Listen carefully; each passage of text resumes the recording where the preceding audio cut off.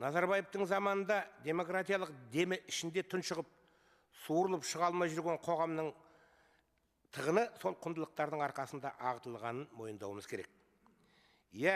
Жаңа конституцияның жобасына қатысты айтылып жатқан біраз сындарлы сөздің төркіні тілге тіреліп жатыр. Ұлттық намысы селт етіп оянған халықтың талабы теріс деп үзілді-кесілді кереғар пікір айтудың жөні жоқ.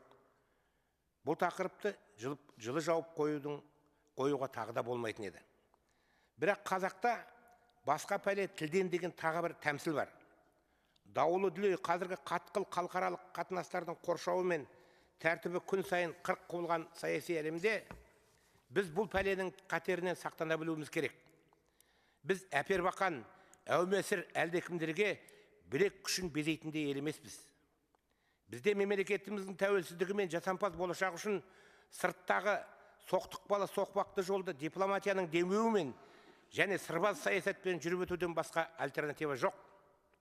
Жалпы халықтық талқылауға ұсынылған жаңа конституция жобасының жалпы саяси сипатын